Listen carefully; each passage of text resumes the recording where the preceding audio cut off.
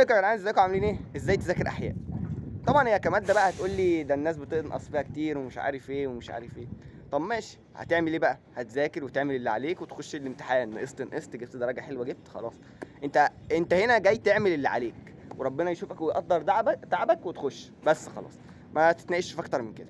ازاي بقى تذاكر احياء؟ مش هنختلف في الطريقه، بس هنا الاحياء الفكره الاساسيه عندها الافكار والحل الكتير. يعني انت هتخش اول حاجه تسمع الحصه، بتحضر سنتر بتسمع اونلاين، انت هتسمع الحصه تمسك الكتاب كده. انا عايزك تحفظ المعلومات كلها، لان هو دايما بيحب في الاحياء بيجيب لك معلومات ما بين السطور، بعيدا بقى فكره كده وفكره كده. الاساسيات اول حاجه اللي انت تكون عارف المعلومات عشان تستنبط افكار فيما بعد، فلازم تكون مذاكر كويس. فانا عايزك ما فيش معلومه تكون مسقطها ما بين السطور عشان الراجل ما يزنقكش فيها. ده اول حاجه. تاني حاجه الافكار، انت هتحل من كتب. طبعا في فيديو الكتب موجود على الصفحه في اللينك المثبت مش عارف ايه. تمام. بالنسبه للكتب، اهم كتاب انت ممكن تحله في الاحياء هو كتاب التفوق. ابعد مثلا عن كتاب اسمه النفيس، الكتاب ده يا جدعان معاق نفسيا، ما تجيبوش، لو جبته ارميه في الزباله خلاص. اول حاجه هتعتمد عليه كتاب التفوق، بعديها كتاب ايه؟ كتاب الامتحان. دي الكتب الخارجيه اللي انت ممكن تعتمد عليها. بالنسبه لي كتب المدرسين لا يعتمد عليها بالمره. اي مدرس بقى، اي مدرس، هتقول لي الجوهري ولا محمد ايمن ولا احمد رضوان، انا وجهه نظري انت تعتمد على كتب خارجيه بس. تمام. بالنسبه بقى للمدرسين هنجي لهم كمان شويه، بس انت لازم تكون عارف دلوقتي ايه الكتب اللي انت تعتمد عليها. كل فكره تعدي ما تسقطهاش. انا عايزك تاخد الفكره اللي انت تغلط فيها كده تكتبها في نص الكلام، في كتاب الشرح، عشان الفكره دي تهضمها رايح جاي، بتراجع على الدرس تكون عارف ان الفكره دي موجوده. هو ممكن اخر السنه يجيب لك فكره جديده خالص، بس انت دماغك تتعلم ازاي تستنبط افكار جديده، ده من كتر الحل. وطبعا تتعلم من اغلاطك، ما انا مش عايزك تحل كتير برضه وما بتعرفش انت بتغلط في ايه، لا، ما انت كده الحل كده ملوش لازمه. فانت تتعلم من اغلاطك وانت بتحل. وهنا جينا الموضوع شائك، وهي تاخد عند مين؟ دكتور احمد الجوهري. طبعا انا قلت لك واعيدها لك 500 مره، انا ماليش دعوه بقى هو بينشد ولا ما بينشدش، مش فارقه معايا، اركنه على جنب دلوقتي. هل شرح حلو؟ شرح حلو.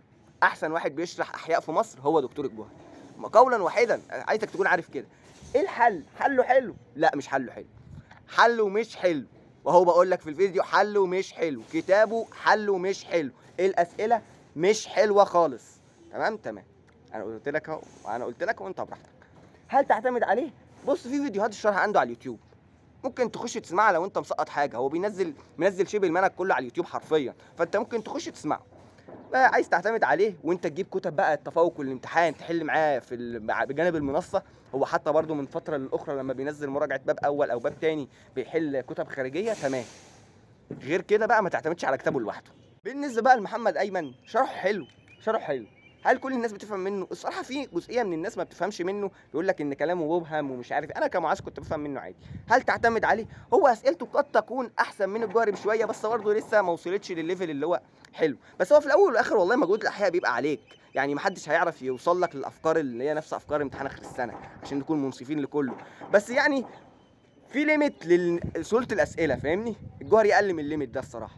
ما علينا. فهل انت ممكن تعتمد على محمد ايمن كشرح؟ تعتمد عليه كحل برضه، بجانب بقى كتاب التفوق كتاب الامتحان نفس الحوار. هو بص، رينج مدرسين الاحياء كلهم كده.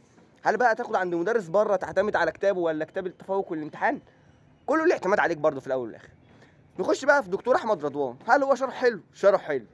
الناس بتشكر في شرحه، الناس بتشكر في شرحه. طبعا في ناس بتعلق على نبره صوته، انا ماليش دعوه بنبره صوته، ان شاء الله يكون ايه، لو شرح حلو خلاص خد معاه، فاهمني؟ قد يكون احسن واحد بيحل فيهم، لان مستوى الاسئله بتاعته اعلى في واحد في الاثنين. هل كشرح حلو؟ شرح حلو. تعتمد عليه؟ وماله ما تعتمد عليه عادي يعني. تاخد عند مين؟ تاخد عند اي حد في الجمهوريه.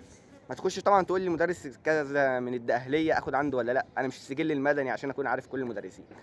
تعتمد بقى على الجوهري، على محمد ايمن، على احمد رضوان. انا قلت لك كل حاجه. وفي الاخر يعني هات كتاب التفوق مثلا مع كل حد، بس ما تحلش كذا كتاب، فاهمني؟ الكذا كتاب دي بتبقى في المراجعه النهائيه، دلوقتي ما تحلش كذا كتاب. انا عايزك تركز مع كتاب المدرس وكتاب حل مراجعه نهائيه، حل خلال السنه. الكتب الكتيره دي خليها في المراجعه النهائيه. تمام. وفي الاول والاخر الحوار بيعتمد عليك انت، وانت تتعلم من اغلاطك، لان اغلب المدرسين طبعا انت عارف ان هم بينزلوا بوست اخر السنه ويقول لك انا عملت اللي عليا، انا ماليش علاقه ان الامتحان جه صعب. هو ما بيعترضش على الامتحان، لا، هو بيرمي اللوم على الطالب، فاهم؟ فالطلبه كلهم بيطلعوا يشتموهم ويعملوا فيديوهات نصايح ثانويه عامه يشتموا فيهم. بس كده خلاص. لو عجبك الفيديو ما تنساش اللايك والاشتراك. السلام عليكم.